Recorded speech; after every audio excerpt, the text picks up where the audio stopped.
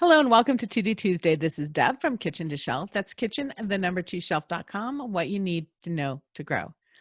So this week, it's hard to believe that we're halfway through September. I love this time of year. I love fall. And hopefully you guys are all staying safe with all the stuff that's out there right now. You're in our thoughts, especially those that are on the coasts on both sides. One's getting hurricanes, one's getting fires. So please stay safe out there. This week, we are going to continue to talk about how do you get trial in this time of COVID. You have to get people to try your products, and the tried and true ways, nope, can't use those. So we have to go to some new innovative ideas. And we put our thinking caps on. We've gotten ideas from you guys too. And we've come up with some ways that might work. And that's part of our To Do Tuesdays to see if one of these ideas works for you.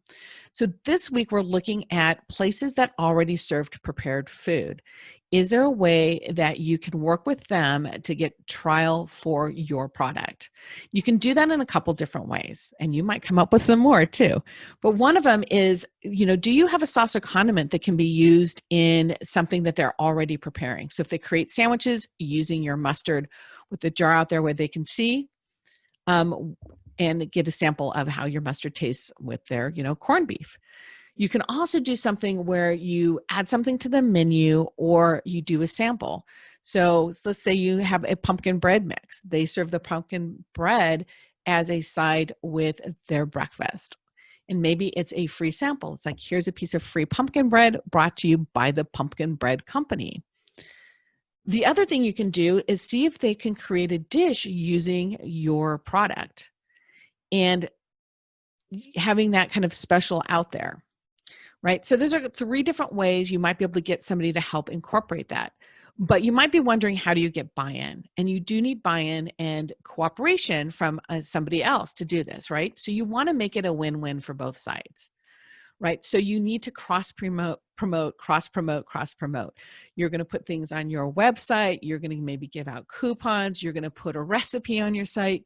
So think of the ways that's going to help benefit them as well as you.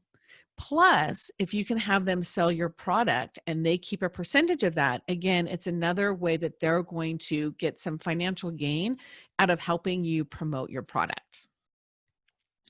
There's things you need to consider to see if this is going to work for you.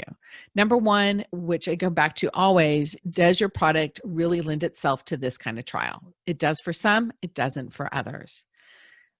Can your product be kind of produced in a way that's going to fit their needs, right? They're not going to be wanting to tear open all these small packages or something to put your product on their menu.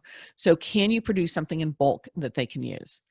The other thing is, do you already have a relationship established with a restaurant or a small store where this might be just a real easy thing to go into and do? Or do you know and have identified places that might work if you don't have those relationships established, and then go in and establish them? And they have a way to offer your product for sale or for coupons so that they know once they try it, there's a way for them to follow through with a purchase. So your to-do for this Tuesday is to think about all of those, see if they will work for your brand, and move forward and take some action if it will. This is Deb from Kitchen to Shelf. That's kitchen, the number two shelf.com, what you need to know to grow. Talk to you next week.